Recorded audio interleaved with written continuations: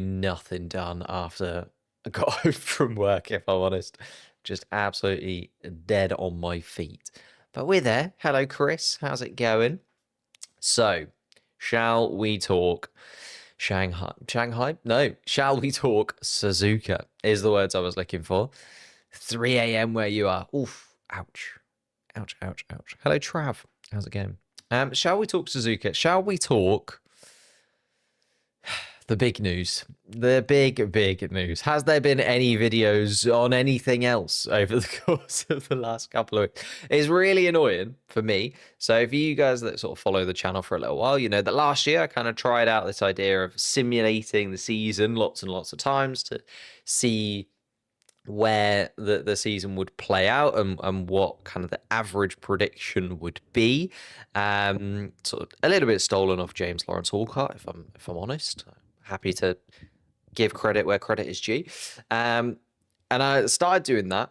Have done the same for this season. Because of the house move, it's been taking a little bit longer. So was hoping to get it out before the season started. That wasn't going to be the case.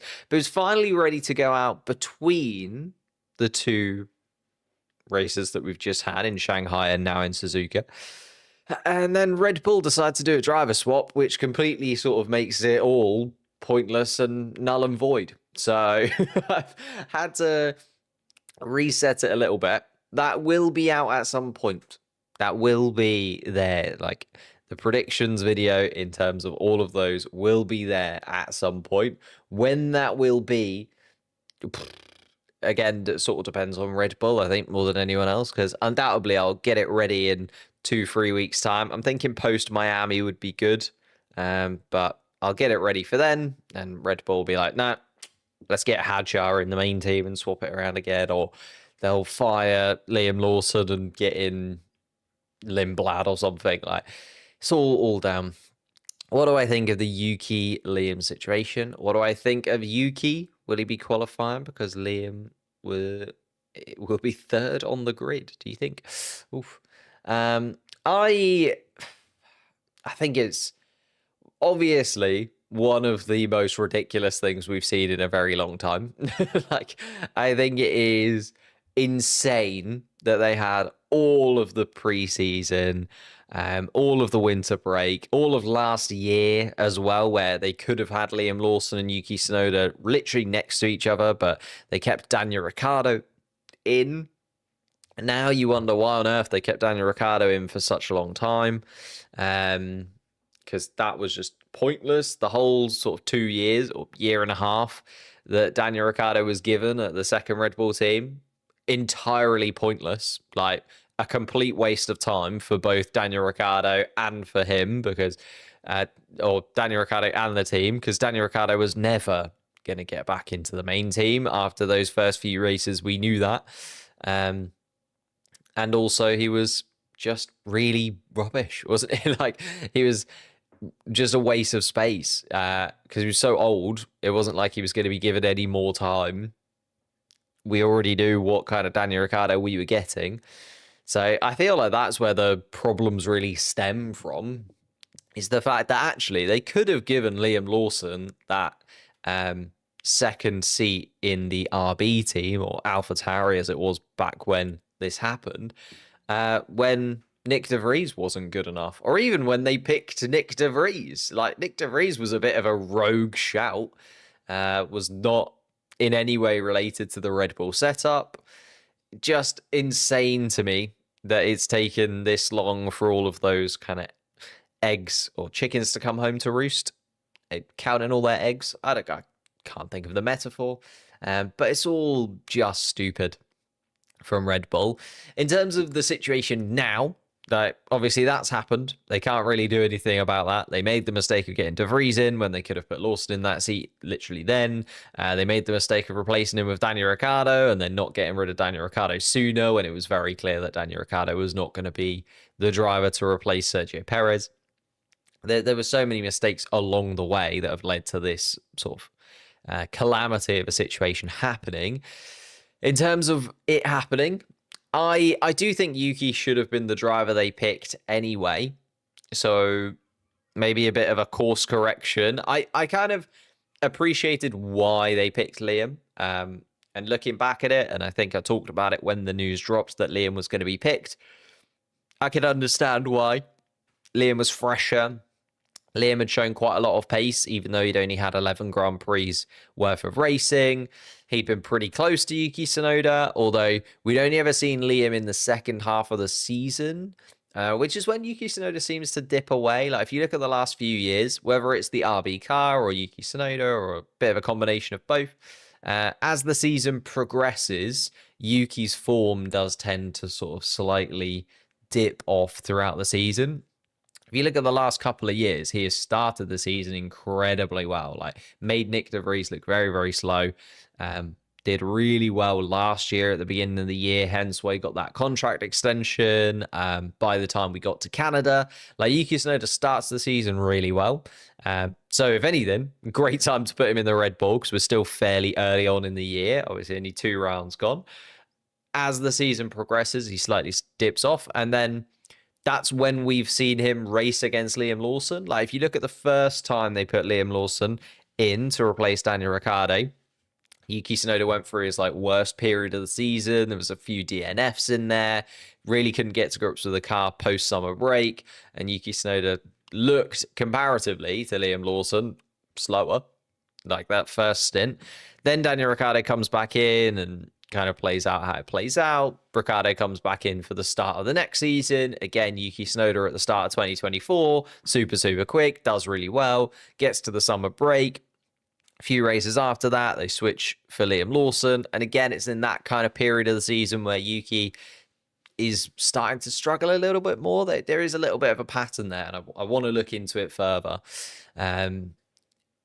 So even the races that we had where Yuki Tsunoda and Liam Lawson were side by side, I don't know if that gave us a full picture of both of their performances and both of their capabilities moving forwards. And then you get to this year and Red Bull, I actually agree with Frosty 18. They're just exposed for firing drivers when the car is actually seemingly the real problem here. It's just impossible to drive. It's getting worse and worse and worse to drive. And it does make sense now as to why Sergio Perez was the only driver to get a few more seasons out of it. Because Sergio Perez is the only driver that they've put in recent years that's had Grand Prix experience, and a lot of it, right? He was very experienced and could come in and adapt and be a little bit more forgiving, I guess, when it came to that really, really difficult to drive Red Bull car. Albon and Gasly, when they'd come in previously, they just didn't have the experience. They didn't have that ability to adapt quick enough because they weren't even that experienced in Formula One, let alone experienced enough to then adapt to another car, and a car that is apparently really, really hard to drive. Sergio Perez, if anything, needs... I hate to say it because I was very critical of Sergio Perez. I do think he should have done more. But now I guess we're seeing there wasn't much more that he could have done. And it's harsh, and it's one of those things that in hindsight makes sense. And in hindsight, you can see that Yuki Tsunoda was actually doing the best that he could with a really rough deal. And Max Verstappen is just on another level. You know, there's a reason he's a 4-time world champion. There's a reason he's one of the best drivers on the entire grid. Probably the best driver on the grid right now is Max Verstappen. It is just so difficult to know where they're going to go or what they're going to do from now on. But I reckon now we're going to see Liam Lawson probably do better in the RB, to be honest. I think he'll do better in these next few races than he did in the couple of races that he had at Red Bull. I think he'll really bounce back. It wouldn't surprise me if we see Liam Lawson as one of the cars in Q3. Yuki Tsunoda's been in there over the last few races. They had pretty similar qualifying pace in the few races they had together last year. Maybe Liam Lawson bounces back in the best way possible for him, because he's now in that kind of Alex Albon, Pierre Gasly mold, isn't he? I know he wasn't quite given was it 19 races or something that Gasly got, or even less than that. And Albon had a bit more, but he's in that same mold where he could go into that sister team, be the best driver in the sister team, and then maybe off to a Williams or an Alpine or whoever is available in the next couple of seasons that are able to slot him in and actually go on to have a very established Formula One career. Like, just because you're rejected by Red Bull does not really mean much for your career anymore. You look at Sainz, Albon, Gasly, they've all gone on to be very, very competent, very, very highly rated drivers elsewhere on the grid. Just because you don't get into that Red Bull seat does not mean it's the end of your career. And I think it's going to be the same for Liam Lawson. I think if he shows that he's capable enough, I think if he shows that he's good enough, he will get a seat elsewhere.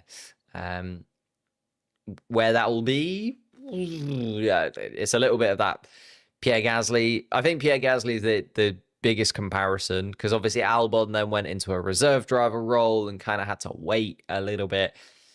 He's more in that Pierre Gasly mold, in that he's straight back into the sister team, straight back into racing, and has to just kind of wait for a seat to become available, and a seat that lines up well for him. Like, Gasly's gone into the perfect situation, in my opinion. He's gone into a team. They have that French build. He's a French driver. And not only that, that he's been able to kind of displace Esteban Ocon. He's made that team his own right now.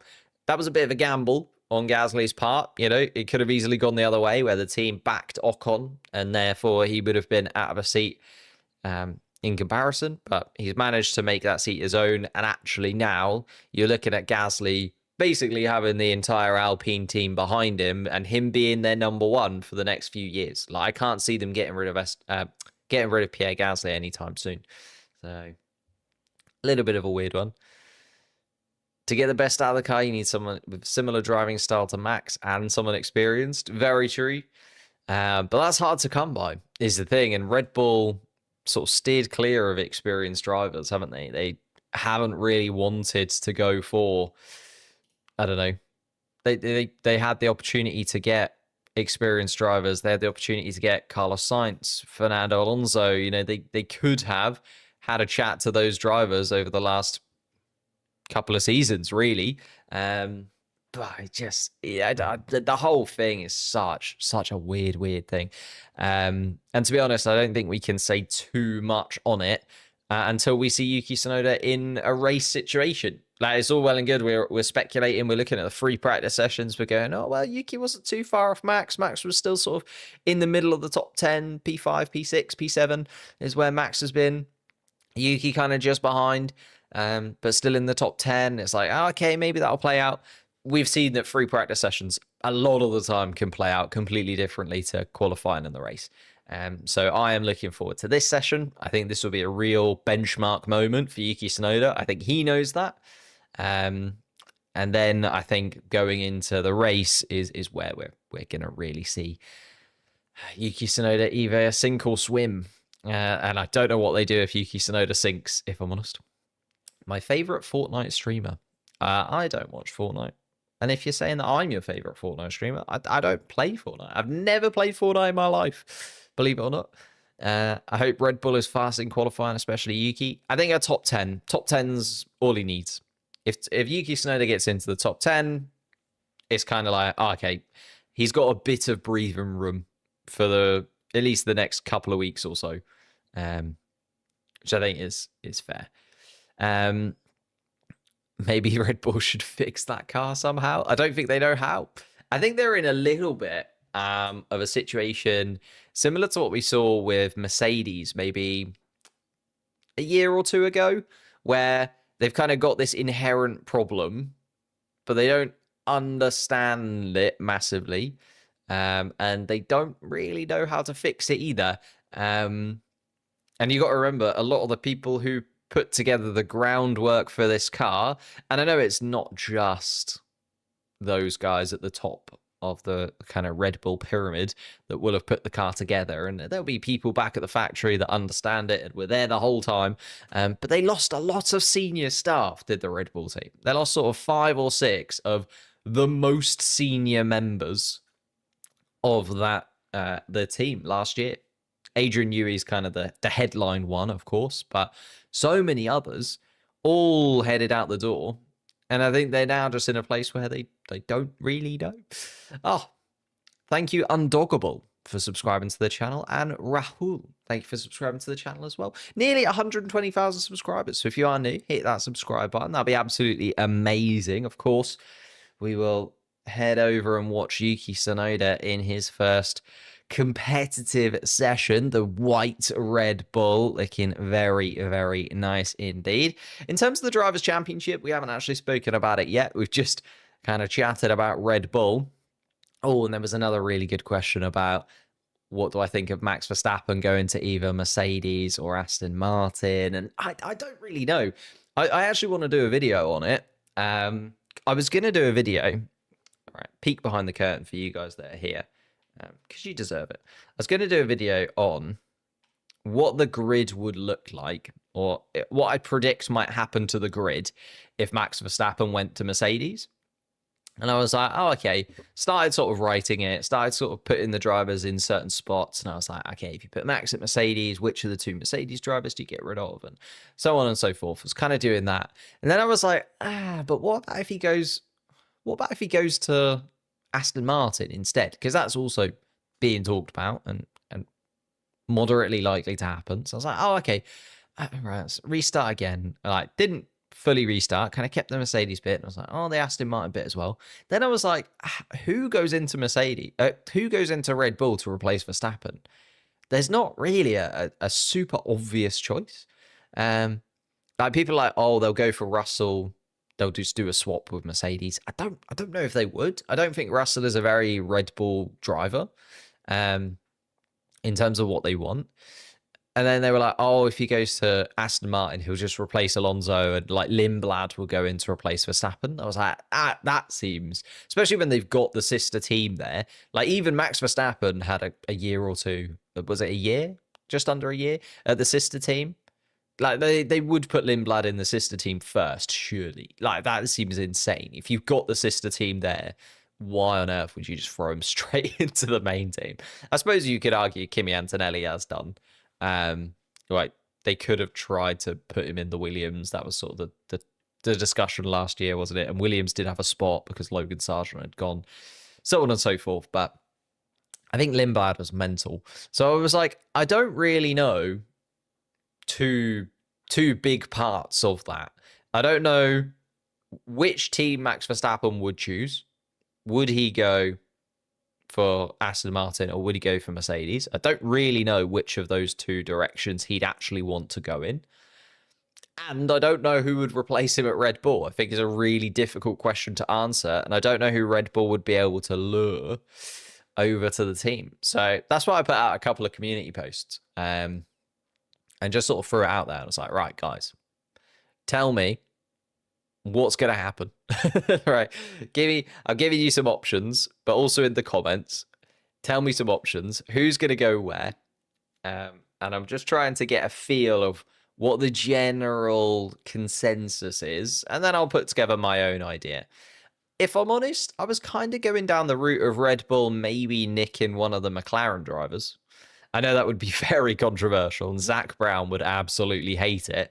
But I think my reasoning there is that this year we'll probably see a McLaren title battle. One of them is going to come out on top. One of them is going to be probably disappointed. And I'm imagining there's going to be some, team orders and various bits and pieces in there that one of them is not going to be overly happy with. Plus the fact that we're going into a new regulation cycle. I could see one of the McLaren drivers maybe gambling and just going like, right, I'm clearly not the number one at McLaren. Because the other guy got the championship instead of me. So I'm going to go for it. And we know that the Red Bull team really do like both of the McLaren drivers. Like, Helmut Marko has talked incredibly positively about Oscar Piastri. We know Christian Horner likes Lando Norris. Like, they could easily go for that. The other options are like Albon or Sainz maybe going into that Red Bull seat for a season or two whilst they get Lindblad prepared. Maybe they try and nab, I don't even know. This is the thing. I just don't know who Red Bull would really go for. They've sliced through so many of their drivers. I don't really know who they'd put in alongside Yuki Tsunoda. I imagine would be the driver that would still remain in Red Bull, but you just don't know, do you? They're just so unpredictable as a team and as an outfit, as an everything, really. They don't make a lot of sense to the Red Bull team. But no, I'd like to know that. So if you could head over to the community tab, well, it's not called the community tab, the posts tab. Hate that they've changed it. I like community tab. The posts tab, you can get your votes in. You can also let me know in the comments. You can be one of those very helpful people that's just put none of the above. Great, cheers for that. Maybe, define. Give yourself a push.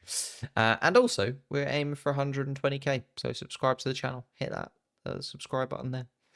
And we'll get it. But we are nearly at qualifying. Believe it or not, that was half an hour of rambling about Red Bull and discussing it with you. But I do love these sessions where we just get to have a little back and forth to chat. Why do I support McLaren? What made me a fan of McLaren? Jenson Button, believe it or not. It's when I started kind of watching Formula One. The season in and around that Brawn season. It was either the Brawn season or the season before. I was very young, I can't really remember 100%. Sort of maybe 10, 11, 12.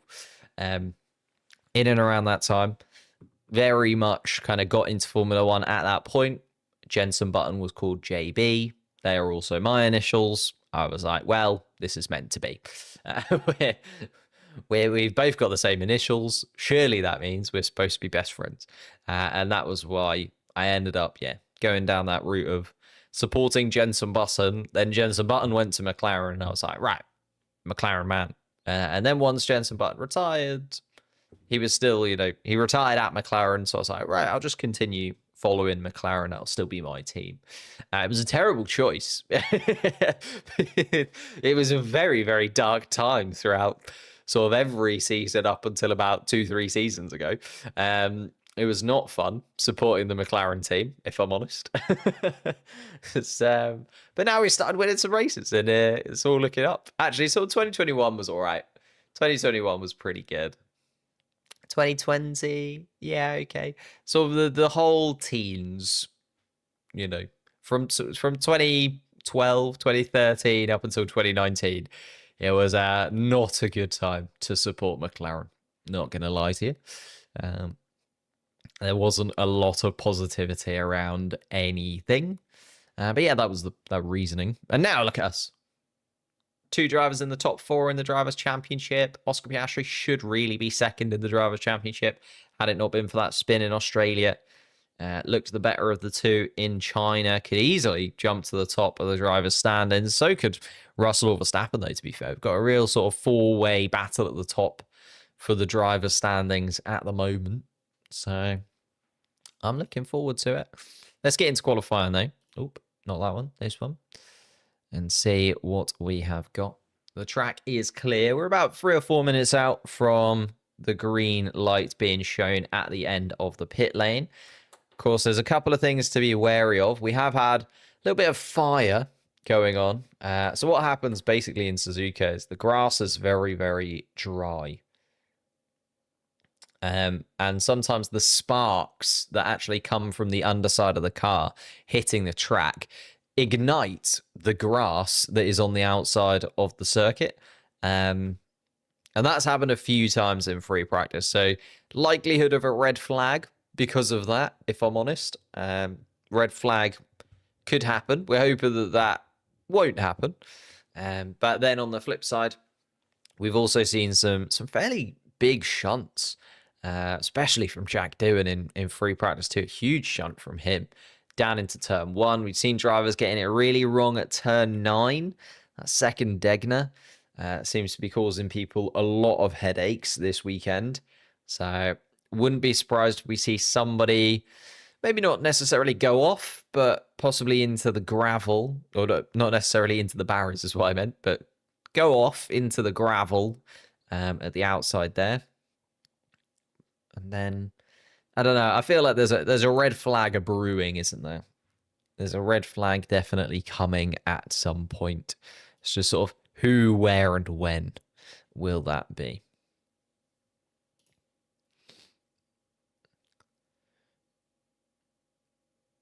Oh, hang on.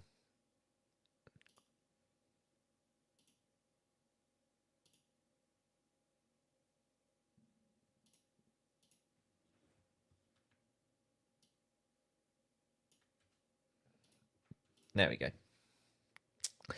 Qualifying 1 about to get underway in Suzuka. One of my favorite tracks. I think one of everybody's favorite tracks.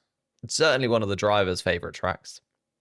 They absolutely love it around here. Very technical, difficult to master, but fairly easy to sort of do okay on. It's one of those tracks that's like in the middle. When I drive it in the game, I feel like I'm doing quite well. It's one of those like, oh, this was fun, and like you're convinced that you're okay, but very difficult to actually nail, I think is the thing. And there's a big sort of gap between doing okay and feeling like you're going quick, because it's just quite a quick circuit. So you feel like you're doing very, very well, and actually doing well. There's a bit of a gap there between those two things. There we are. A little bit of a change to the scheduling over the course of this weekend. You guys will know that I'm trying to move house at the minute, and we are getting there. It's just been delayed like twice now already. So slowly, it is happening. I was hoping it was going to happen before the season even started. That's not been the case because of various things much outside of my control. But once that does happen, the amount of content will hopefully be back to sort of normal / going up a little bit. So I'm trying to really lean into getting some members on the channel, because I think for the long-term future of the channel to work, the memberships are where we kind of need to go.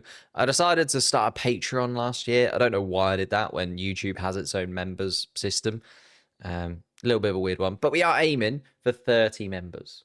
We have 11 so far. That bumped up to 13 at one point. So we have dipped below the kind of maximum we've ever had. If we can hit 30, that would be absolutely incredible, because that will basically give me an opportunity to do very different things. And in return, I'm offering not only a members-only Discord, but also a members-only post-race show. About half an hour or so after the race tomorrow. Going to go live once again, but for members only. And the members can have a chat directly with me and with each other. Maybe jump into the Discord to have a chat as well. And we can discuss the ongoings of the Japanese Grand Prix weekend. But having said that, we're about to see some drivers set some fast lap times. So we are seeing all the drivers heading out onto the track. We're waiting on a couple. Yuki Tsunoda, though, crucially, is already out there, coming through the S's, getting out of the way of Jack Doohan, as Jack Doohan is on a fast lap in his Alpine car. Obviously missed free practice 1 because they decided to put Rio Harakanto in. Then missed free practice 2, or got 3 or 4 laps in, but then smashed his car down in towards turn 1.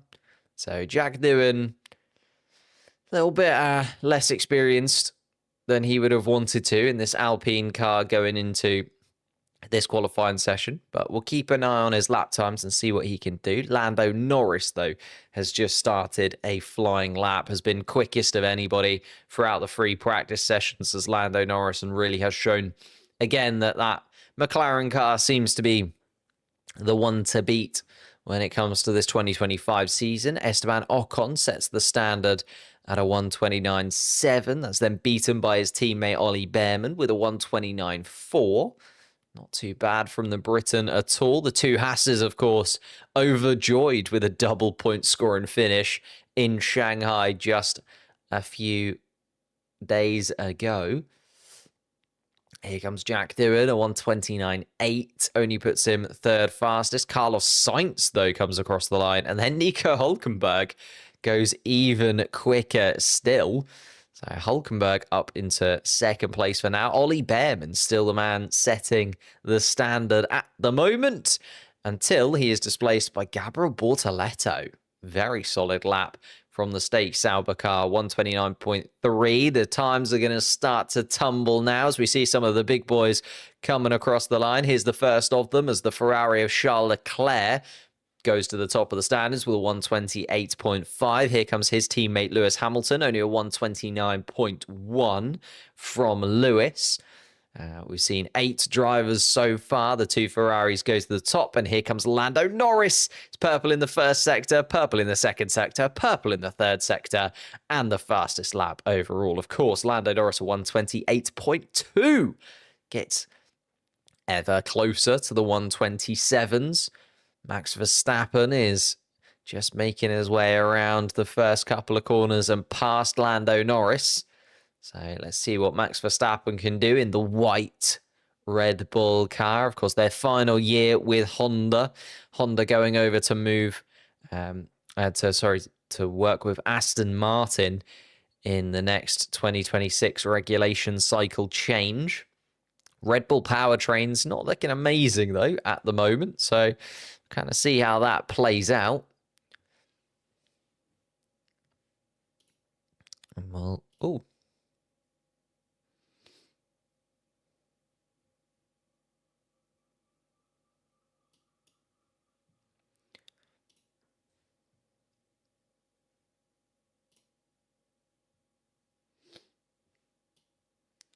Lando looking very good indeed.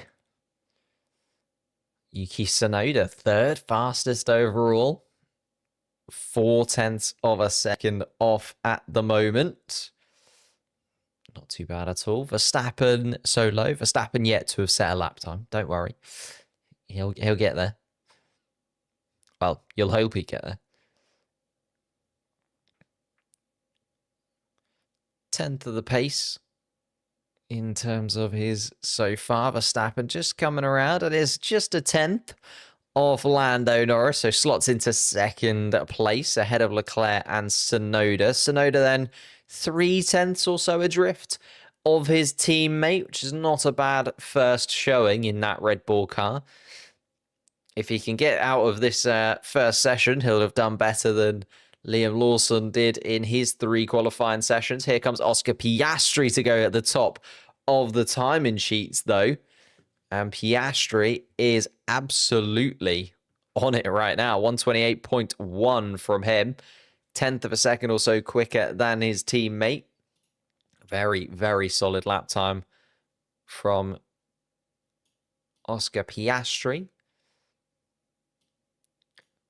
Ooh, George Russell really ringing that Mercedes car for what it's got. And he splits the McLarens. Wow, that is a very, very impressive from George Russell. We're only in the first qualified session, by the way.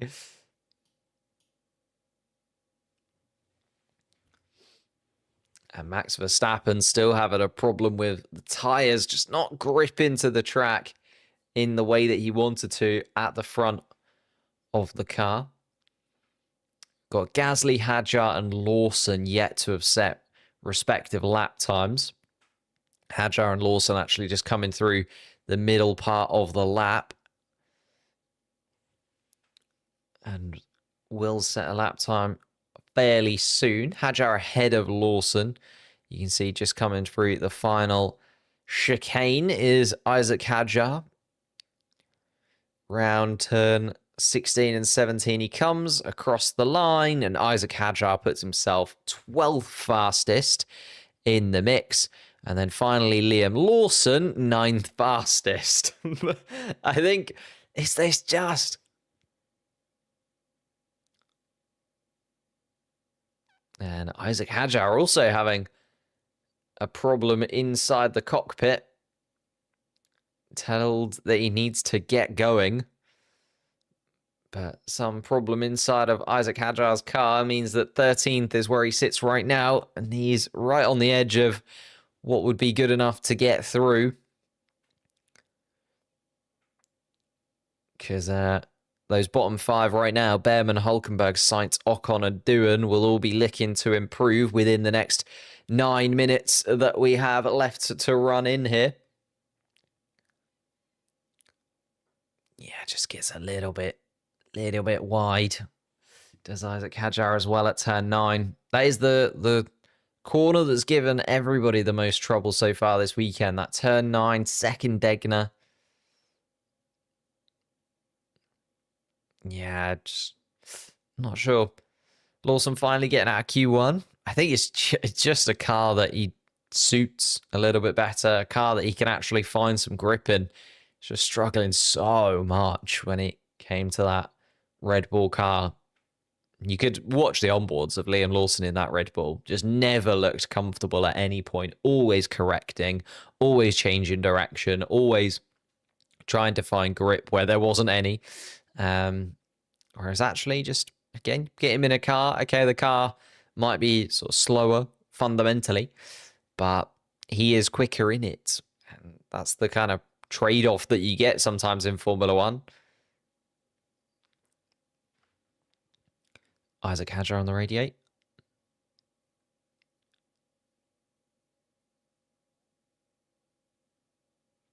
And Hadjar really struggling inside of that car, trying to reposition possibly the seats, I think, inside of that RB. I don't know, Hadjar really not happy, and now down into the bottom 5 after a few of those drivers have improved. Hulkenberg, Ocon, Doohan have all got themselves out of there. That's put Antonelli and Hamilton down into the bottom 5, and there comes Ollie Behrman as well to go quicker. That puts Alonso down into the bottom 5 as well. It's going to be a very, very tight one.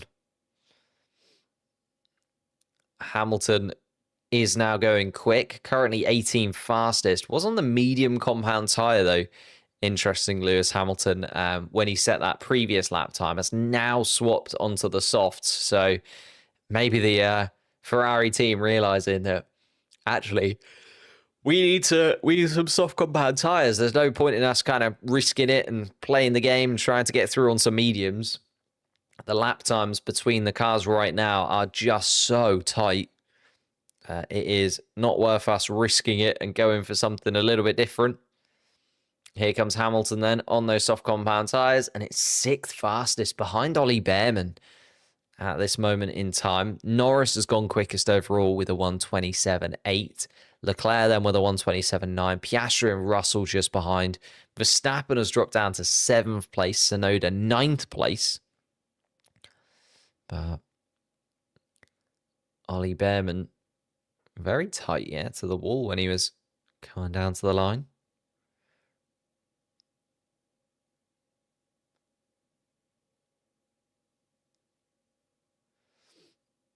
Very sneaky indeed from Ollie Behrman. Doing well.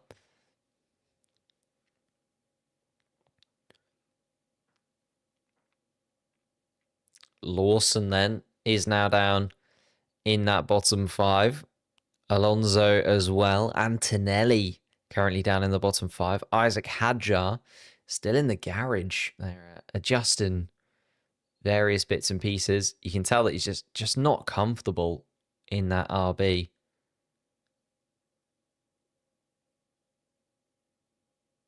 And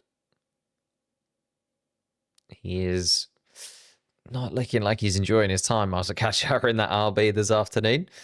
And Lance Stroll is down at the bottom at the moment. Still some lap times to come, though. Just under 5 minutes left to play out here in this first qualifying session in Japan. Of course, all eyes on Yuki Tsunoda, currently in 9th, and Liam Lawson down in 16th. Expecting a little bit more from Lawson, if I'm honest. I'd like to see a bounce back from the New Zealander. Here comes Lance Stroll then, currently bottom of the timing sheets and making his way out of the garage. And so is pretty much everyone on the grid. The last opportunity to go for it. And everybody is going to make their way around. Verstappen actually at the front of the queue.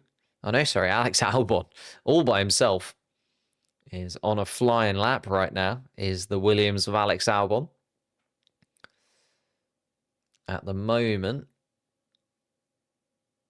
would be safe enough in 10th place, but wants to improve nonetheless, does Alex Albon. But it's going to be Verstappen, Tsunoda, and Piastri. They're out and ready to go. Hamilton, Russell, Antonelli, the same.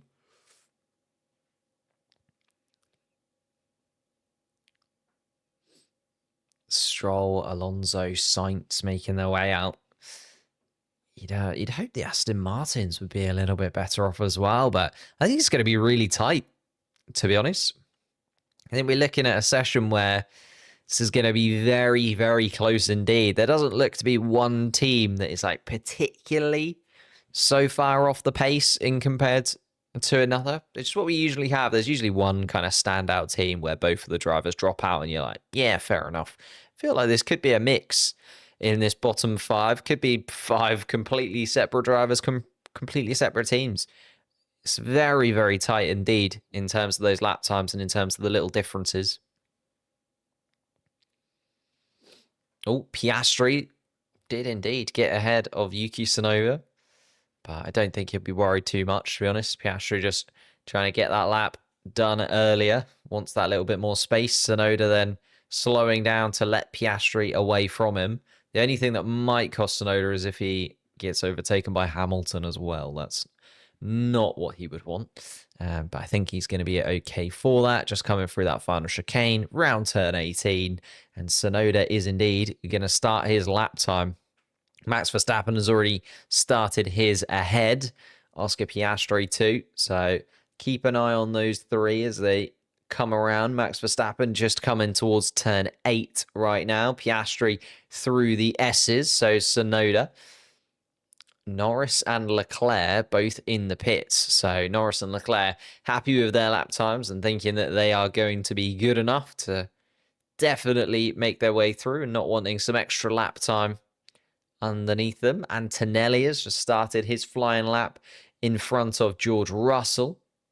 Liam Lawson ahead of Antonelli at the moment, but not on a flying lap as it is. And Isaac Hadjar on the radio, the problem that he's got with his seat and inside of the cockpit is still there. There's something really not right in that RB because Isaac Hadjar just cannot seem to get that going. So maybe Hadjar almost guaranteed to be out if he's struggling that much. As I say, there's such a small margin between almost all of the cars out there. Could easily change. Max Verstappen, though, has just set his fast lap and goes third fastest. Piastri is going to be next across the line. Does improve and goes quickest as Oscar Piastri. A 10th or so ahead of his teammate. Well, no, nearly 10th and a half ahead of his teammate. Here comes Tsunoda. Slots in just behind Max Verstappen. And Tsunoda within 300ths of his teammate. Very, very solid indeed. Charles Leclerc and Lewis Hamilton ahead in the Ferraris now, though. Hamilton improves to 4th. Antonelli then improves also with the fastest final sector time. Kimi Antonelli. He'll be very, very pleased with that. He's just 1,000th of a second off Yuki Tsunoda. George Russell then splits the McLaren cars inside of the top 8. So I feel like that top 8 is pretty much locked in to get through now with those drivers improving. Here comes Fernando Alonso, one of the drivers under pressure. Does improve, though, up into 11th place. Only stays there for a moment, though, as he's dropped down to 12th. Carlos Sainz improves. Albon, pretty good as well. The Williams is looking fairly likely to get through, although here comes Gasly to go 9th fastest. It's going to be very tight indeed. Here comes Jack Doohan, not good enough. Jack Doohan is going to be out of this session. Hadjar just coming across the line. Can he get himself out of the bottom 5? Yes, he's 12th fastest. So Hadjar puts himself safe for now. Bortoletto and Hulkenberg will be right in the mix then. Here comes Hulkenberg. Can he improve? Lance Stroll is going to be out as well, by the way. Doohan is going to be out. Stroll is going to be out. Hulkenberg improves to 15th place. That means Esteban Ocon is going to be out of this qualifying session as well. Liam Lawson then, the last man. Let's see what Lawson can do. Can he get himself out of that bottom 5? Just sneaks into 15th place. And Liam Lawson gets himself out of that bottom 5. And that is going to be it, ladies and gentlemen. Very, very close to getting out there. Liam Lawson just about sneaks through. And it was almost a mix of 5 different teams in the bottom 5. I was expecting it to be that. Almost got it. But both of the stake salvers mean that two of the same team do drop out. It is going to be Hulkenberg and Bortoletto, Ocon, Doohan, and Stroll, the 5 drivers that do not take part in Q2. Wow. Very solid. Hadjar and Lawson making it through for the RB team. Fernando Alonso just about sneaking through as well for the Aston Martin. They'll be the drivers that need to improve the most. Albon and Behrman right on the edge of getting into the top 10.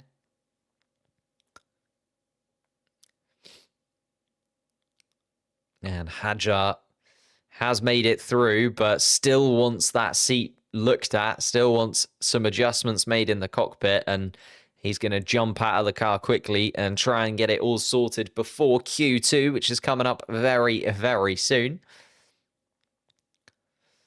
And Piastri, though, leading the way for McLaren at the moment. Of course, Q2, we're just going to lose 5 more drivers from this. So Hulkenberg, Bortoletto, Ocon, Doohan, and Stroll are now out of qualifying.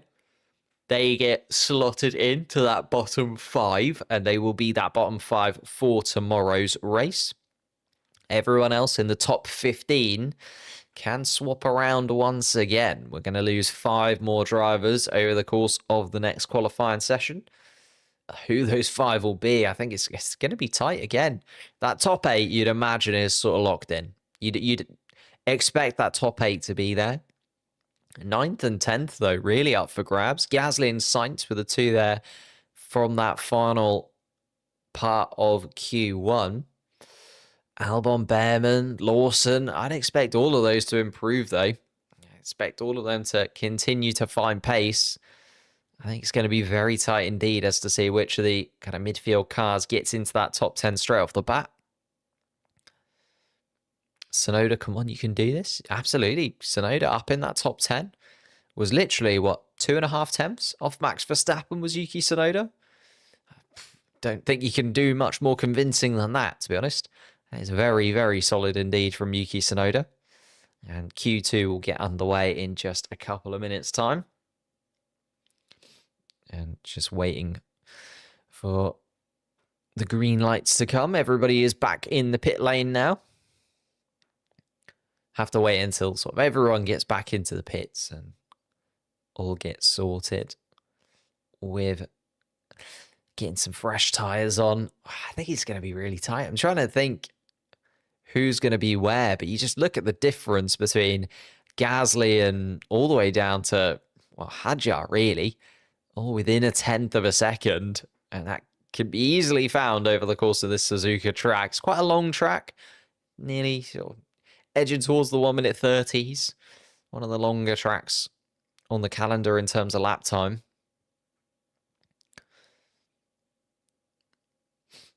Aston Martin, Red Bull, and Ferrari need a fix ASAP. Do you think? I mean, Ferrari doing okay. They did win the sprint race, remember, in China. But then the double disqualification from the Grand Prix did not make it look incredibly good. Tough afternoon, though, for Nico Hulkenberg. He's just being wheeled back into the garage and a bit frustrated. Only 16 thousandths of a second between him and a place in Q2. What issue does Hadjar have? It's something inside of his cockpit. He just doesn't feel comfortable in the seat. Whether it's the same thing that Carlos Sainz had in the Williams a couple of weeks ago, where the seat is actually kind of moving around underneath him through the bumpier parts of the track, or whether it's something slightly different. They haven't been too specific, to be honest, from what I've heard. How many red flags will the fires cause? So far, no red flag. Had a Lance Stroll going very, very wide indeed, which is why he ended up in that bottom 5 on his final flying lap. Just through the S's, went super deep and across the gravel and the grass. So it turned into a bit of a lawnmower there, the Aston Martin of Lance Stroll. Hello, Brandon, mate. Hello, hello. Hadjar's seatbelt. Oh, it's his seatbelt. There you go. I know it's something to do with his seat. I didn't know particularly what, though.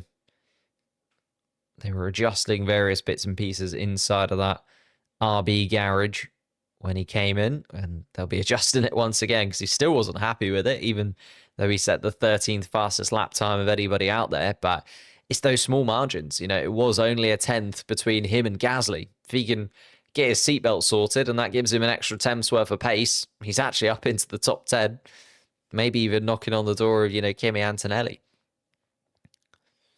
Doohan's going to be replaced mid-season. It's looking... He's been pretty solid, though, Jack Doohan. This is the first time he's really been that far off Pierre Gasly in terms of qualifying pace. He's not been too far off in the first couple of race weekends. And his race pace has been... Well, in Australia, we didn't get to see his race pace, but his race pace in China wasn't horrendous. But yeah, it does feel like Colapinto is kind of waiting and looming in the background, doesn't it? Verstappen, though, the first car out on track for this Q2 session as it gets underway.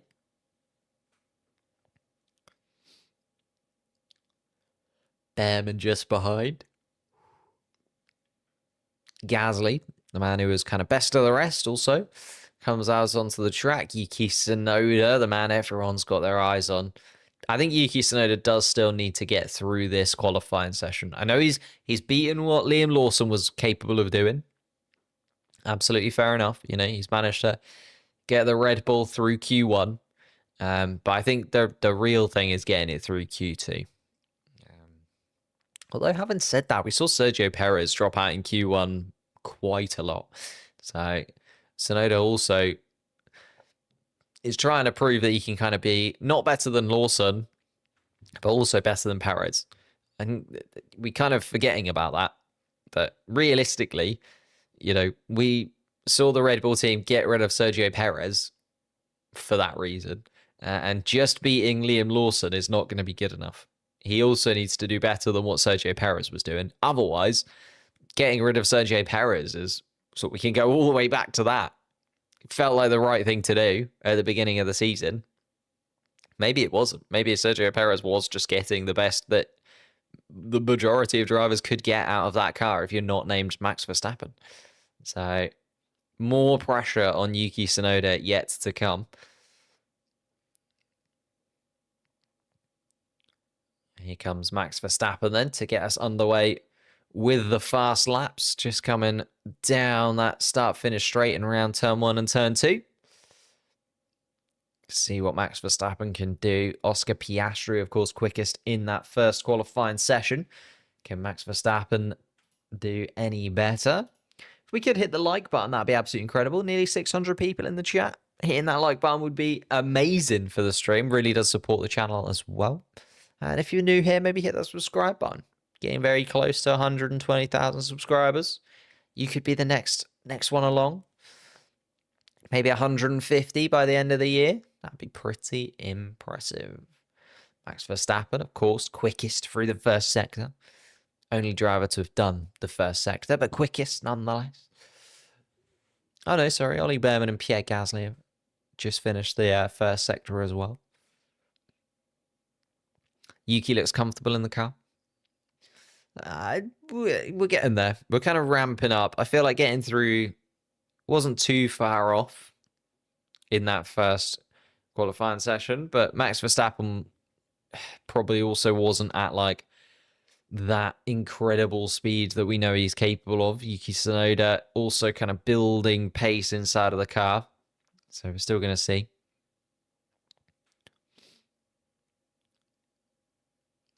$100th like. Oh, thank you so much. There you go. Exactly. Does cost nothing. Here we go then. Max Verstappen, a 127.5 is not a bad little start from Max Verstappen at all, to be honest. Considering, again, we're expecting the lap times to ramp up a little bit more, especially for those drivers inside of those top 4 teams in this second qualifying session. Tsunoda not looking too happy through the middle sector. Gets through that final sector there. Let's see how far he is off of Max Verstappen. Yeah, so 28.1. Really, yeah, just Tsunoda not looking as comfortable as he was in that first qualifying session. Max has kind of found that next gear. Sonoda yet to do so. Norris, though, quickest in the first and second sectors, and the third sector comes across the line for a 1:27.1 and just puts that McLaren outside of the reach of Max Verstappen for now. The two Ferraris have slotted in behind. Gasly, again, the quickest of the midfield cars. Behrman in 6th place now. Yuki Tsunoda then 7th. And Liam Lawson just behind in 8th place. But Behrman, Tsunoda and Lawson, all of their times not really where they would have expected them to be. Hello, Antonio, mate. How are you doing? Good morning indeed. Coming just at the right time. Q2 just starting to heat up. Q3 on the way for the top 10 shootout. Who's going to get pole position here in Suzuka? Piastri, 4/10 or so off of Lando Norris's time through the middle sector. The final sector is very short indeed as well here in Suzuka. Yeah, it's only third fastest for Piastri. It was quite far off in that middle sector, I think, was the problem that Piastri had. Antonelli jumps up to 7th on the timing sheet for now. Just got Sainz and Albon then left to come across the line to put respective lap times in. And here comes Sainz, only 10th fastest. Carlos Sainz for now. Hadjar has sneaked up into that top 8. Here comes Alex Albon. That's stunning from Alex Albon. Gets himself deep into the top 10. So it is Sainz, Alonso, Behrman, Tsunoda, and Lawson that are there.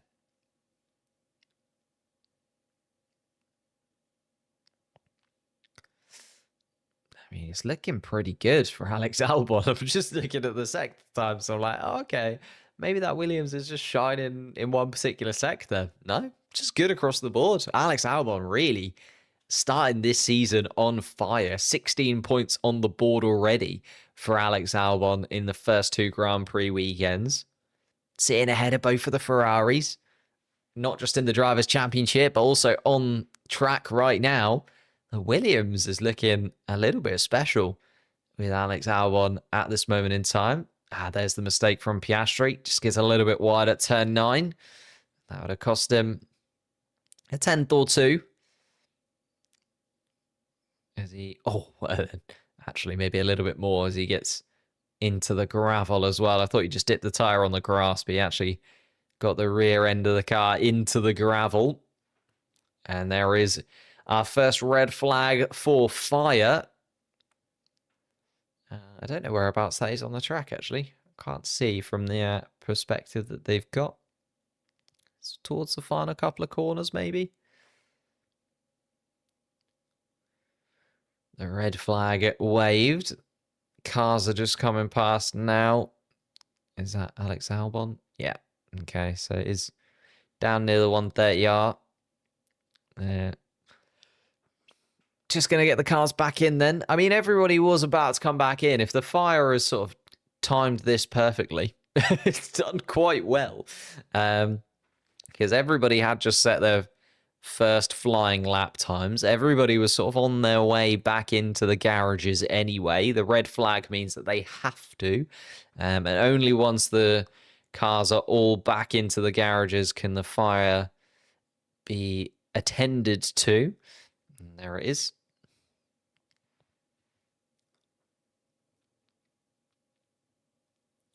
And Albon, very hyped indeed. Absolutely loves that. And to be fair, he's doing really well. Where are the sprinklers? It would be Bernie Ecclestone, you know, he had an idea. Maybe some sprinklers would have been a good idea. They do I think in China, they wet the grass before the session gets underway. So it does make you wonder why they don't do that. But I don't know whether or not that would be great for the grass itself. Although I can't imagine it being on fire is that great for the grass either. And then having to be sprayed with CO2 and various other chemicals to put that out. But there we are. You never know. Albon World Drivers' Championship? Well, it's not, you know, a million miles away. Emma Barr just followed on Twitch. Thank you so much. Once I move house, my internet will be back to good again because I'm on temporary internet right now, which is why sometimes we have had a few issues and bits and pieces. It's not been too bad today, I don't think. I don't think we've dropped any frames in particular. But then we will be able to dual stream on YouTube and Twitch once again. So Emma, ahead of the game, she's thinking long term. She's thinking, I'm going to get in the Twitch now. And then I'm going to be there for when we can multi-stream once again. Genius. Of course, you can follow in Emma's footsteps. You just got to head over to Twitch, hit that follow button. It's linked in the description down below. And of course, if you want to subscribe to the channel here on YouTube, if you want to become a member of the channel, that would be absolutely incredible. Supports me more than you would ever imagine. And also is on it. Why is the car on the thumbnail at number 0? It's not. It's number 1. It is Max Verstappen's Red Bull car on the thumbnail. Are you looking at the Japanese flag that they've got on the front of the Red Bull, which is a red circle? Is that... Grass is burning. Must be fire. Lando Norris is on fire right now. 127.1. George Russell, 2.5 tenths off in second place. Then Max Verstappen third, Piastri fourth. He is all very, very close indeed. There is Antonio. Thank you. 1 more month indeed. Becomes a member for the 32nd month. Whew, 32 months as a member. That is a long time, isn't it? I was just thinking of that in terms of, that's like nearly 3 years. I think the channel has only been going for, it kind of ticked over to 4 years the other day. Because I started this partway through the 2021 season. So we just ticked over to, I think, the 4th year of Formula One coverage on the channel. And Antonio's been here for basically all of it. Been a member for almost all of that. That's ridiculous. Have I ever met any other F1 YouTubers before? Have I attended a GP? Yes and yes. I've met quite a few, actually. I went to one of the Tomo and Aldas events. There was lots of people there. I met Laws filming a podcast. I've met... I haven't met Dan No Skill in person yet, but I will do in the next couple of weeks or so. So I'm going to meet him. Mr. V, of course. I went down to Brighton, spent a day with Mr. V. We went sim racing. It was very, very fun. We recorded a video where I was terrible at it. Yeah, I met quite a lot of them. I try my best to sort of meet people in person because I do think it can be very insulating doing YouTube content. I feel like you can spend a lot of your time indoors. And I'm very much let's get out there. Let's go and speak to people. So yeah, I've met a few of them in person just to try and get to know people. Have I met any F1 drivers? I don't think I have met any F1 drivers on the current grid. Let me just scroll down. No, I haven't met any of the drivers that are currently on the grid. I've met drivers in the past. Met a few drivers in the past, sort of various different ways, from going to Grand Prix and sort of hanging around and seeing people. But I don't think I've met anyone on the current grid right now. So been a little while since I've gone to a Grand Prix. Been a little while since I've kind of gone to a Grand Prix live.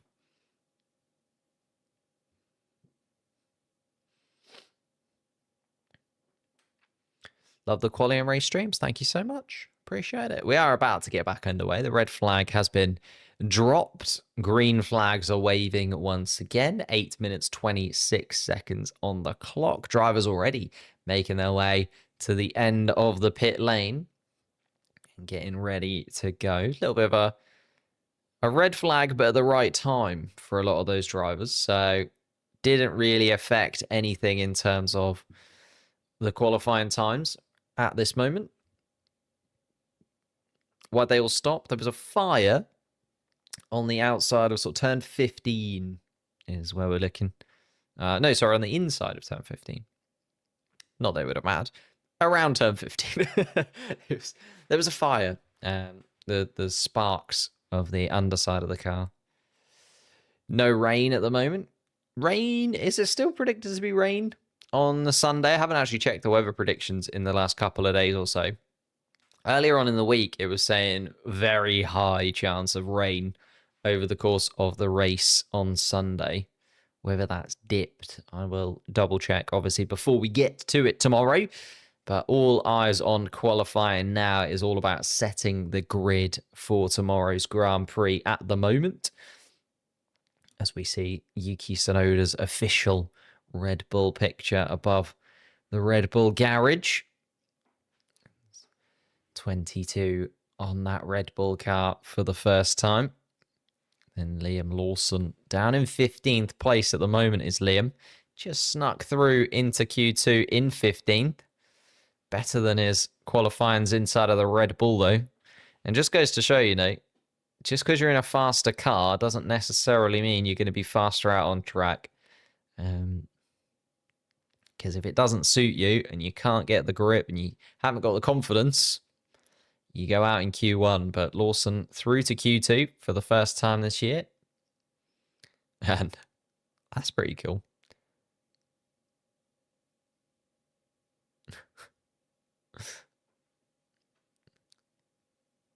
Have the Japanese never heard of sprinklers? They do not have sprinklers. I feel like it would be quite weird to have sprinklers around a racetrack.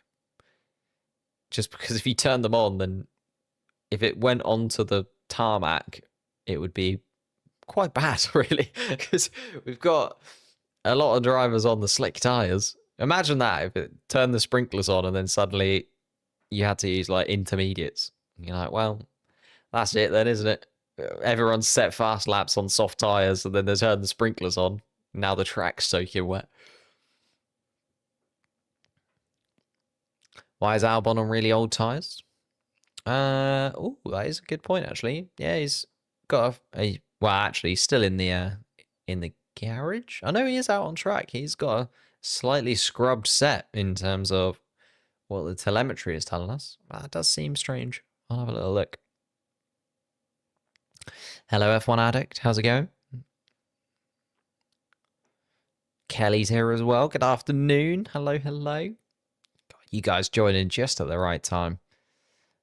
Q2 just about to peak. Sainz, Alonso, Behrman, Tsunoda, and Lawson, the 5 drivers that do need to improve. Hamilton and Leclerc both struggling through the first sector, neither of them improving inside of their Ferrari cars. Hamilton does, though, improve in the middle sector. But it's still not looking amazing. Hamilton's going to improve, but only to 4th fastest.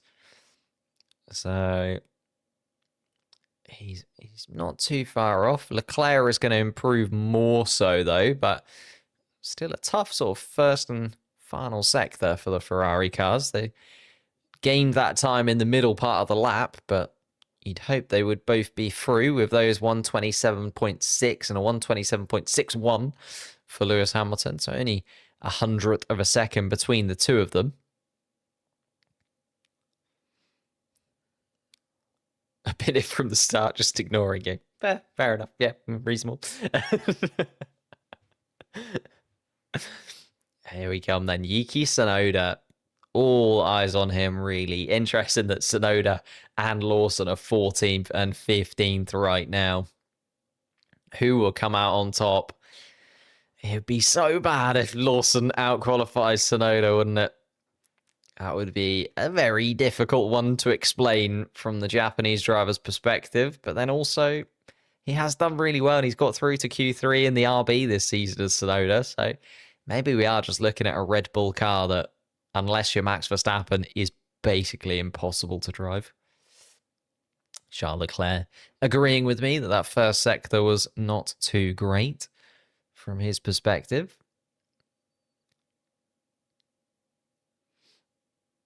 Here we go then. Lando Norris is still the man to beat, but we're more focused on the midfield pack. Albon, Antonelli, Hadjar, Gasly, the 4 in that midfieldy bunch that are through at the moment. Sainz, Alonso, Behrman, Tsunoda, and Lawson that need to improve. And talking of Tsunoda, here he comes. Down towards the first couple of corners through the S's goes Tsunoda.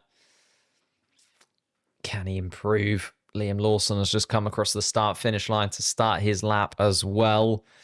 Tsunoda and Lawson are the two that everyone's going to be watching. Sorry, Behrman, Alonso and Sainz, but keeping an eye on the two Red Bull-powered cars. Tsunoda through the first sector doesn't improve. He's a tenth or so off even Pierre Gasly's time. Not a good first sector from Yuki Tsunoda in that Red Bull. The middle sector then needs to be almost perfect. Oh, it's going to be tight.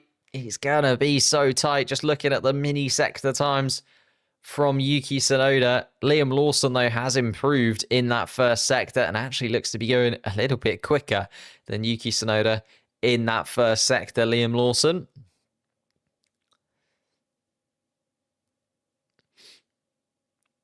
And Tsunoda then through the middle sector has improved. Not by a lot, though. Still needs a little bit of help, I think, Yuki Tsunoda, if he's going to get through to this final qualifying session. Here he comes. Antonelli sets the fastest final sector time once again, really finding his feet in that final sector. And Tsunoda, it's only 11th fastest. Wow, Tsunoda then is going to likely be out. I don't think he's got the time or the fuel to get around again. So Tsunoda out in qualifying 2. Here comes Liam Lawson then. Can Lawson get into the top 10? Yes, just about. He is 10th fastest, is Liam Lawson. Fernando Alonso, though, is going quick through the middle sector. So is Ollie Behrman. So Lawson unlikely, to be honest, to get through. Here comes Alonso. He gets into the top 10. It's only 10th fastest, though. Here comes Ollie Behrman, then displaces Fernando Alonso and puts Albon on the chopping block. Wow. Carlos Sainz and Pierre Gasly still to come. Alonso is going to be out. Can Gasly improve his lap time? Here comes the Alpine round the final corner. It's only 11th fastest from Pierre Gasly. Carlos Sainz then the final man in that bottom 5 that is going to be able to improve his lap time. Still in the middle sector is Carlos Sainz. Just coming through it now. It is green. He's improving. Is Carlos Sainz. Teammate versus teammate. Which of the Williamses will it be? It is so tight. He's within a couple of thousandths of a second, or a couple of hundredths, sorry, of a second of his teammate's time. Carlos Sainz, if he can get this final sector right. No, he's just agonizingly behind Alex Albon's time. 12th fastest for Carlos Sainz. That final sector just lost a tenth or so. And there the margins is so tight between, you look at from sort of Hadjar to, well, all the way down, to be honest. It's just a tenth or two between them. And Hadjar will now get that second Red Bull seat. Yeah. Isaac Hadjar, the second fastest Red Bull driver at the moment. Liam Lawson and Yuki Tsunoda will start side by side for tomorrow's Grand Prix. Oh my goodness me. Could you have written it any better than this? Charles Leclerc is out on track for some reason. He's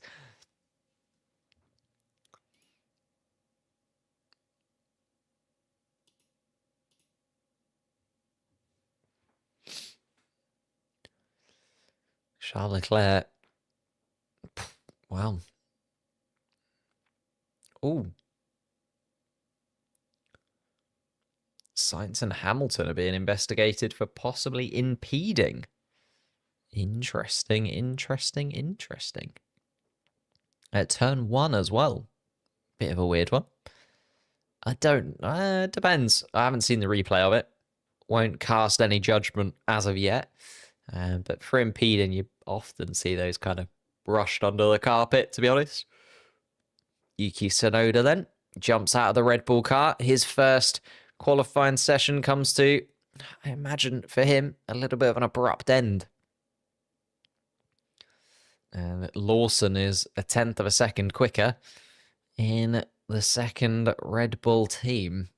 Isaac Hadjar is able to make it through to Q3. So Tsunoda, the slowest of the Red Bull drivers once again. It's that second Red Bull seat.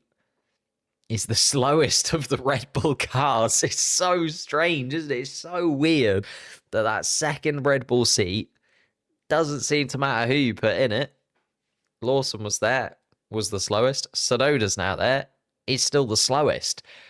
That second Red Bull team can't quite keep up with Verstappen, but Hadjar once again up into the top 10. It's so strange. I don't have any words for it. Don't have any words for it. Just so confused by how that second Red Bull car in the main team can be the slowest Red Bull car out on track and not get the better of either of the sister Red Bull cars. So strange. So strange. But we do have our top 10. Norris, Russell, Verstappen, Piastri, Leclerc and Hamilton, the two Ferraris just behind. Antonelli getting himself into that top 7, kind of as we expected. Again, the top 8, we're missing a Red Bull in there. I suppose Isaac Hadjar makes up for that in 9th place. Ollie Behrman with a stunning lap in the Haas car, especially considering Esteban Ocon all the way down in 18th place. Alex Albon is in 10th. And just got through for Williams there as well. So I think this is going to be a little bit of a feisty one. You've got Norris, Russell, Verstappen, Piastri. We haven't spent too much time looking at that battle towards the top, but Norris has been very quick. Piastri set the standard in Q3. It could very easily turn into, well, just a very, very tight final qualifying session, to be honest. Oops, not that one. I think anyone from that top 4 could sneak a pole position, and I wouldn't be too surprised by it, to be honest. I can imagine, Max Verstappen just finding something, or George Russell just finding an extra 10th or 2. I do think the McLarens are the most likely. Don't get me wrong. I think that the McLaren car is still the strongest so far this weekend, and should be able to get a pole position with either Lando Norris or Oscar Piastri, but I don't know. I wouldn't expect Max Verstappen or George Russell to just let them have it. Can the Ferraris do a little bit better? And there was the impediment. Carlos Sainz getting in the way of Lewis Hamilton. Tekken Tane, the 200th like on the stream. We are slowly climbing in terms of viewers as well. Does normally happen in these qualifying sessions. People join in for Q3, don't they? They're only excited about the top 10. No, I can completely understand. But if you could hit that like button, that'd be absolutely amazing. Subscribe to the channel. You're awesome. We're going to try and hit 120,000 subscribers within the next few races or so. We've got this triple header. Maybe by the end of the triple header. That would be cool. If we can get 120,000 subscribers by the end of the triple header, I'd more than take that.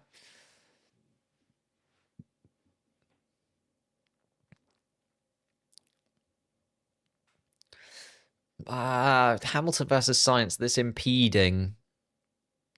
I think Sainz just a little bit in the way. Tsunoda messed up through turn 2. Lost the rear end of the car. There it is. There's that snap that we have seen from the Red Bull car in the hands of Verstappen, in the hands of Tsunoda, in the hands of Lawson. Just does lose rear end grip sometimes, that Red Bull car. Alonso also has a similar kind of snap, to be honest, and that's why Alonso dipped out. It's just the fine margins. It is one corner that Yuki Tsunoda really made a mistake on. And that's the couple attempts that have meant he is now dropped down to 15th rather than being in the top 10. Like, it is really that tight in the midfield pack at the minute. And Ollie Behrman's dad celebrates. Loves that. Ollie Behrman through to Q3. 8th fastest. Gets himself up into the top 8. Could be the quickest of the bunch, Ollie Behrman, in that midfield pack of cars. But one more qualifying session to go. We're going to see a little bit of a battle here. Antonelli, Behrman, Hadjar, Albon. You'd imagine those 4 are going to be in the mix with one another. And then maybe the Ferrari's a little bit adrift. That top 4, though, anyone could grab pole position. 4 drivers, 1 pole position to take. Who is going to nab it? Norris, Russell, Verstappen, and Piastri all in the mix for it. Gotta love the Japanese fans. They do go all out. Lando Norris has never qualified on the front row at Suzuka. Seems almost guaranteed the pace that he's showed so far throughout qualifying today and just this weekend. Norris has been the man to beat, I would say. Showed that once again in Q2, showing that he can be that driver to put them at the top. Let's see then.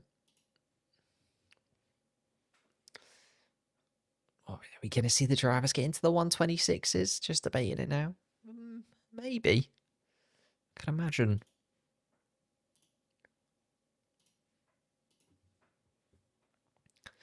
Here we go.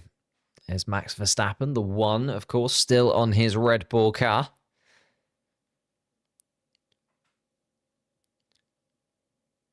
The Sakura Haas. Oh, it is very, very nice, isn't it? A lot of good helmets as well this weekend. I feel like Japan, a lot of the drivers do go all out for it.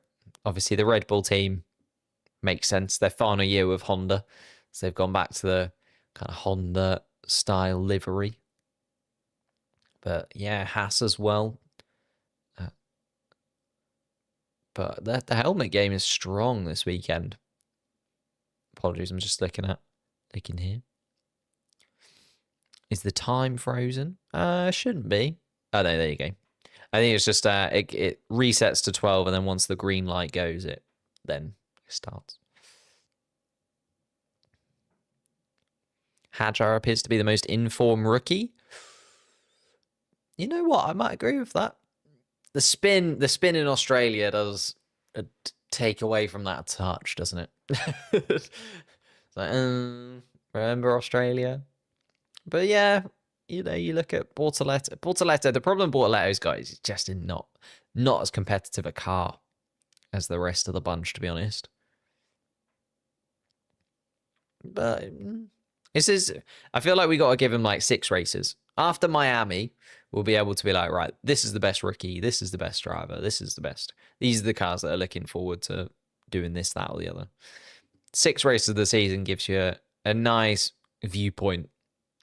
But then, of course, we know that you can bring an upgrade to Miami if you're McLaren, for instance, and it can all change. Like McLaren looks nowhere near winning the Constructors' Championship after 5 races last year and won it, I was going to say moderately comfortably, but you know, still Ferrari was still in the mix right until the end of the season. But even that, you wouldn't have expected Ferrari. If you look at the first 5 races of last year, you'd be like, well, Red Bull are going to win this fairly comfortably.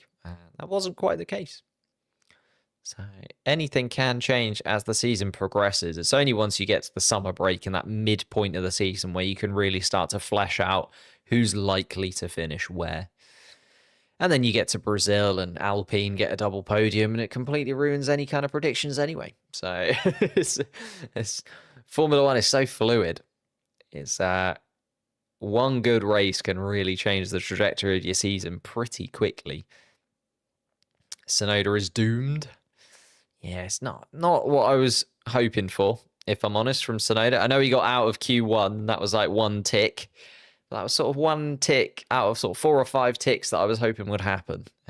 I was hoping he'd get through to Q3. I was hoping he wouldn't be the slowest of all of the 4 Red Bull cars on the track. I was hoping he'd be within sort of maybe a couple attempts of Verstappen in the dream scenario. None of those happened, unfortunately. Oh, thank you for the subscriptions. 3 or 4 subscriptions just came through there. Appreciate that. Tristan and Hans. Thank you. Lawson better. I mean, Hadjar better. It's the real takeaway story at the moment. Hadjar best. Could be. Max Verstappen and Isaac Hadjar still in it. Never know. Maybe Isaac Hadjar should go to Red Bull. That's Freddie's opinion. I'm not going to talk more on it. Here we go then. George Russell getting us underway with some flying laps.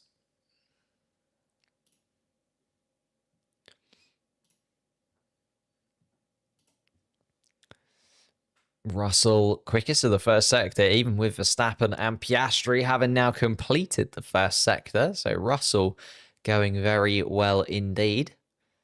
And a 127.3 is what George Russell puts on the board for the rest of the drivers to beat. Here comes Isaac Hadjar, 127.8. Hadjar goes quickest of that little midfield pack that I'm expecting to sort of be 7th, 8th, 9th, and 10th.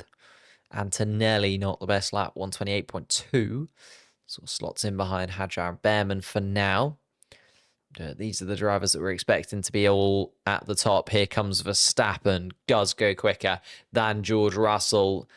He's within a 10th, though. It's very tight indeed, and there'll be more to come from George Russell to rebuttal against Max Verstappen. Here comes Oscar Piastri, couple of attempts quicker. Piastri, 127 dead, puts himself top of the timing sheets. Lando Norris only 4th fastest. And this is, again, one of those Lando Norris qualifying sessions where he just doesn't get the banker lap in that you would hope. He's fallen very short of Oscar Piastri. He's nearly half a second off Oscar Piastri as Lando Norris. The two Ferraris come across the line. Oh, no, sorry, Leclerc, that's through the middle sector. Hamilton comes across the line, goes 5th fastest. Here comes Charles Leclerc. He goes 3rd fastest, gets up into that top 4. Very nice indeed from Leclerc. Was not expecting him to be right in the mix there. And it is Hadjar, best of the rest right now. Behrman, Albon, and Antonelli at the back of this top 10. So the first flying laps come in. We did have... that's interesting. Hadjar, Behrman, Albon, and Antonelli were all on used soft tyres or scrubbed soft tyres. Let's have a little look. Ollie Behrman, little replay. Oh, just dips that front left tyre onto the grass outside of turn 1/turn 2. However you kind of see it. More turn 2, I guess. Turn 1 and turn 2 are kind of one swoop. But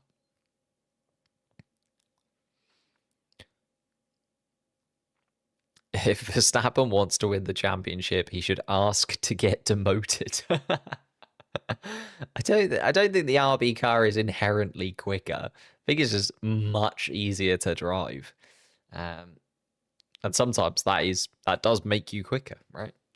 You get something that you're comfortable in. You get something that you can actually find grip. You can find pace. You're confident in. I think is the thing. Max Verstappen is the only driver that's semi-confident inside of that Red Bull. Everyone else just absolutely hates driving it in every single way possible.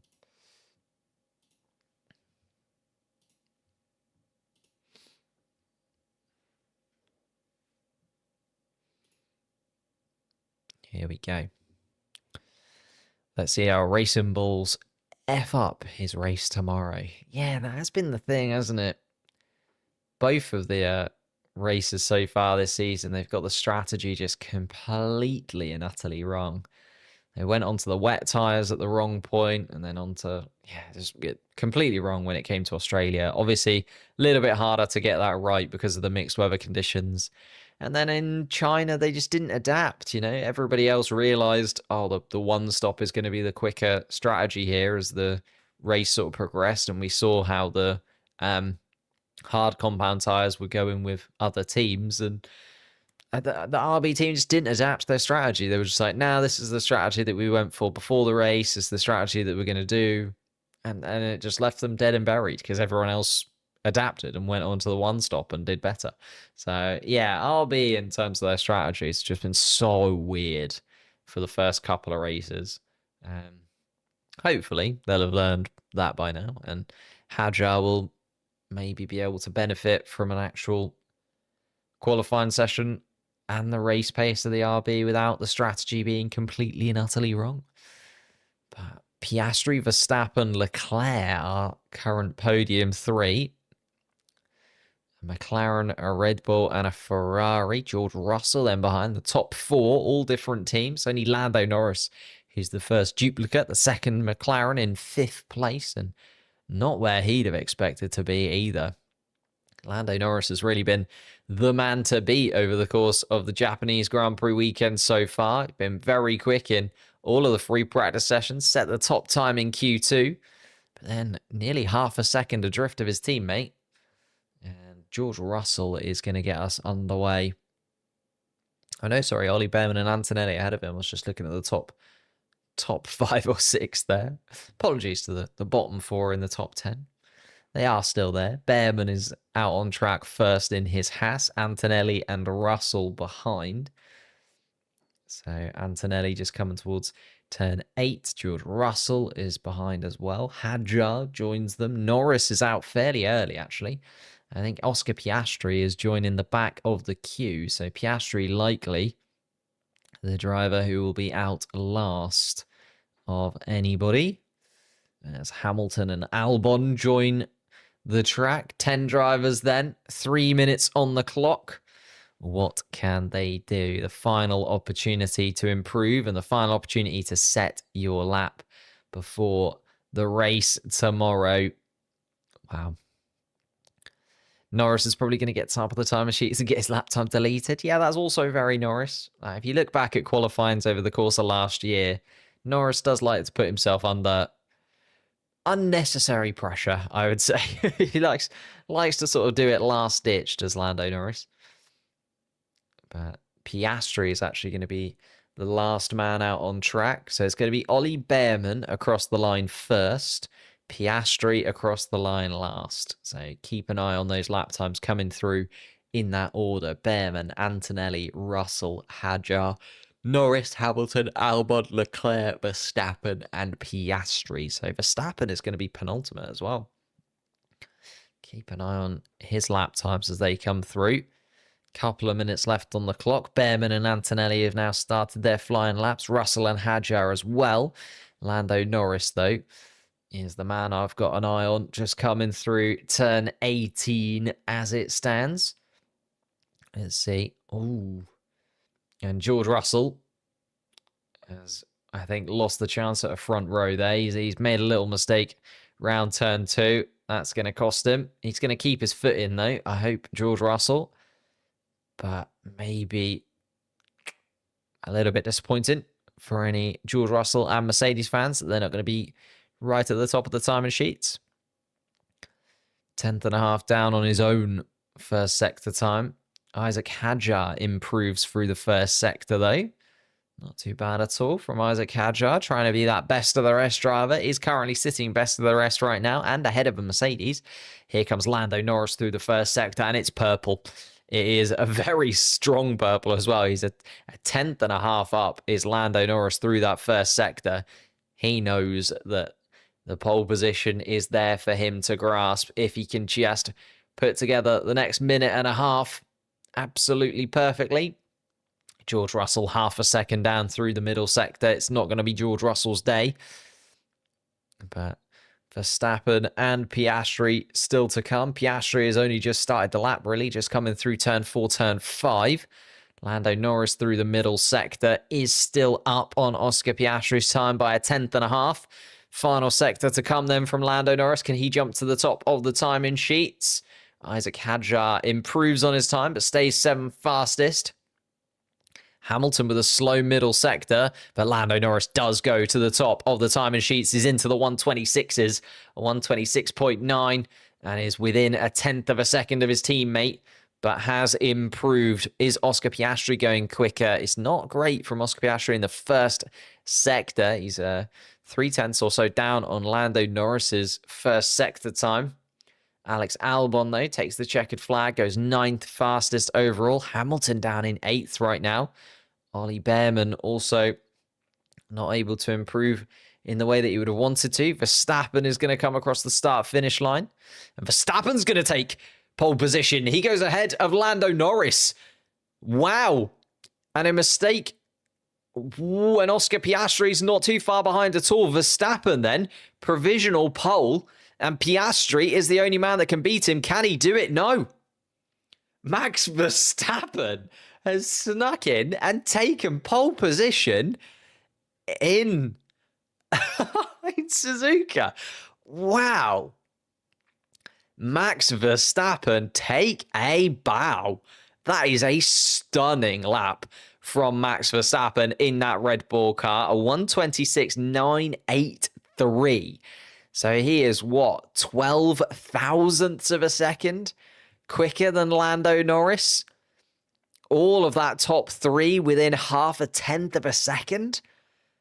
Goodness me. Max Verstappen, what a lap. That is, the two McLarens will start behind him in second and third place. Charles Leclerc is in the mix in fourth place just behind. George Russell and Antonelli will start side by side in fifth and sixth place on the third row of the grid. Hadjar will start in seventh place. Hamilton eighth. Those two starting side by side as a dream for Isaac Hadjar. Alex Albon and Ollie Behrman rounding out the point scoring places before tomorrow's Grand Prix. Wow. And Max Verstappen is very, very pleased indeed with that lap time, as he should be. What a lap from Max Verstappen. A 1:26.9. Just to run you through the other 10 drivers, of course, that did take part in qualifying but didn't make it through to Q3. We lost Pierre Gasly, Carlos Sainz, Fernando Alonso, Liam Lawson, and Yuki Tsunoda in Q2. They'll start 11th through to 15th. In 16th place, we've got Nico Hulkenberg. He was the first driver out in Q1. The other drivers out in Q1 were Bortoletto, Ocon, Doohan, and Stroll will start at the back of the pack tomorrow. Wow. Max Verstappen, take a bow. Pole position in Japan ahead of the two McLaren cars. And is this a sign that Max Verstappen should not be slept upon? Everyone's talking about the two McLarens battling for the Drivers' World Championship. Max Verstappen is in a never say never kind of attitude. And Max Verstappen is staying second in the Drivers' Championship at the moment. I don't know. It's just hotting up this 2025 season. Everything's falling into place quite nicely for this to be an absolute barnstormer of a Grand Prix and a hell of a 2025 season. Verstappen, the all-white overalls this weekend, the special Japanese helmet as well. Wow.